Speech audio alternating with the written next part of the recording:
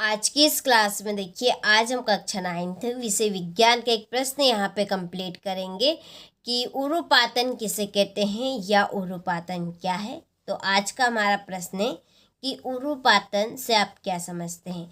चलिए तो इस प्रश्न के आंसर को हम अच्छे से कंप्लीट करते हैं। तो देखते हैं क्या है उरुपातन।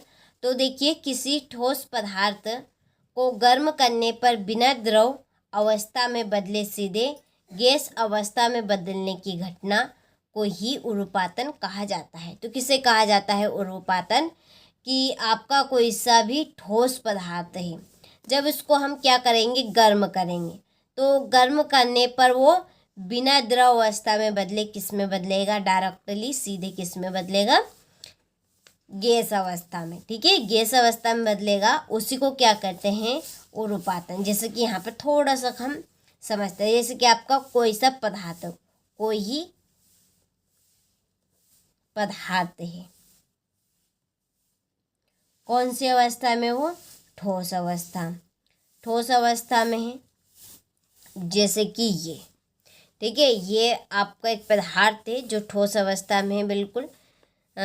ये इसको जब हम गर्म करेंगे, ठीक है, ये इस तरह से ये इसको हीट किया जाएगा, ये आपका गर्म करने का चिन्ह है।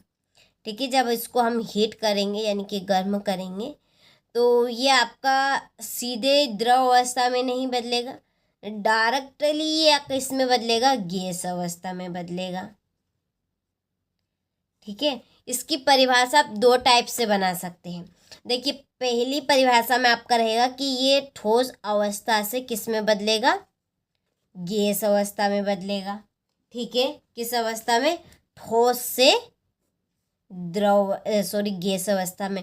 दूसरी परिभाषा में क्या होगा कि ये गैस अवस्था में रहेगा। ठीक है, कोई भी पदार्थ जैसे कि नाइट्रोजन, हाइड्रोजन, वायु हो गए, ये आपका गैस अवस्था में। ठीक है, इसको क्या करेंगे, हम ठंडा करेंगे, ठंडा। ठीक है, जब हम किसी भी गैस वाले पदार्थ को ठंडा करेंगे तो वो आपका बिना द्रव, ठीक है, दोनों में रहेगा आपका बिना द्रव, यानी कि ये द्रव में नहीं बदलेगा। ठीक है, द्रव में नहीं बनेगा, तो ये गैस से किस में परिवर्तित होगा, आपका सीधे ठोस अवस्था में। तो आपकी दो टाइप किस में परिभाषा बनेगी। तो जब हम किसी पदार्थ को गर्म करते हैं तो वो बिना द्रव में बदले गैस अवस्था में बदलेगा।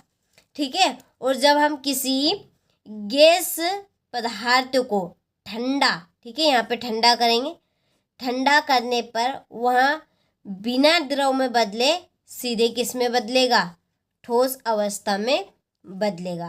तो इस घटना को क्या कहेंगे, हम उरुपातन कहेंगे।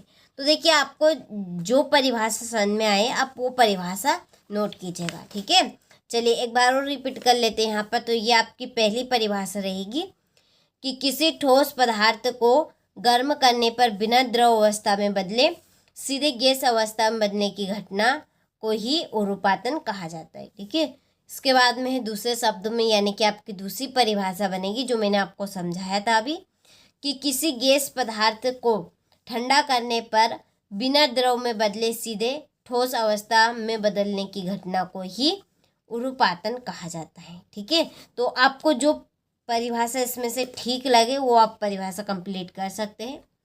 मैंने आपको अच्छे समझाने का प्रयास किया है, तो आप सभी ने स्क्रीनशॉट ले लिया होगा, तो आप अच्छे से इन परिभाषाओं को कंप्लीट करें। इसी तरह से मिलते हैं आपसे अगले वीडियो में इम्पोर्टेंट प्रश्नों के साथ।